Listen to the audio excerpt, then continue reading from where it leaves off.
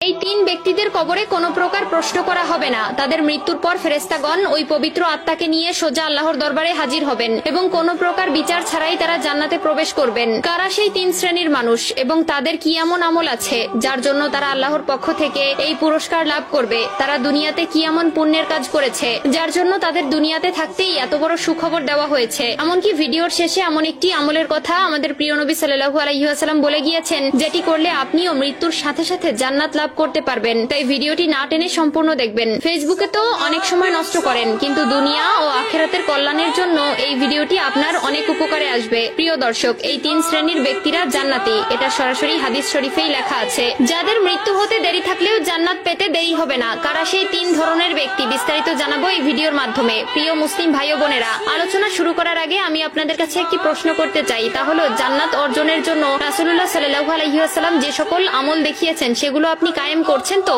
যদি করে থাকেন এবং প্রিয় নবীকে অন্তর থেকে ভালোবেসে থাকেন তাহলে কমেন্টে আলহামদুলিল্লাহ লিখে যাবেন। আর যদি শুরু করবেন ভেবে থাকেন তাহলে ইনশাআল্লাহ লিখে যাবেন। ভিডিওটি শেয়ার করার মাধ্যমে অন্য সকল মুসলিম ভাই বোনদের মাঝে ছড়িয়ে দিন। আপনার একটি মাত্র শেয়ারে এই তিন প্রকার জান্নাতি ব্যক্তিদের সম্পর্কে অন্যরাও জানতে পারবে। প্রতিটি মুসলিম ব্যক্তির স্বপ্ন পরকালে জান্নাত লাভ করা। আমরা প্রতিনিয়ত হাজার আমল করে থাকি, কিন্তু কেমন হবে যদি জান্নাত আপনার জন্য অপেক্ষা করে? আপনি যখনই মৃত্যুবরণ করবেন সাথে সাথে জান্নাতের দিকে অগ্রসর হবেন। শুনে আশ্চর্য হচ্ছেন? হ্যাঁ, এমনই তিন ধরনের ব্যক্তি আছে, যাদের মধ্যে প্রথম কাতারের ব্যক্তিবর্গরা হচ্ছেন যারা শহীদ হয়েছেন। এখানে শহীদ বলতে উল্লেখ করে তাদেরকেই বোঝানো হয়েছে যারা দ্বীন ইসলাম প্রচার ও তার রক্ষায় সশস্ত্র কাফেরদের হাতে নিহত হয়েছেন। তবে মহানবী সাল্লাল্লাহু আলাইহি ওয়াসাল্লাম এই এক শ্রেণীর লোক ব্যতীত আরো কিছু মানুষদেরকে শহীদের খেতাব দিয়েছেন, যারা মূলত দুর্ঘটনায় মৃত্যুবরণ করেছেন, তবে আত্মহত্যাকারী চির জাহান্নামী। দ্বিতীয় শ্রেণীর ব্যক্তিবর্গরা হচ্ছেন তারা যারা জুমার দিন বা রাতে মৃত্যুবরণ করবেন। আমরা সকলেই জানি হাদিস ও কোরআনে জুমার দিনকে সাপ্তাহিক ঈদের দিন বলে ঘোষণা দেওয়া হয়েছে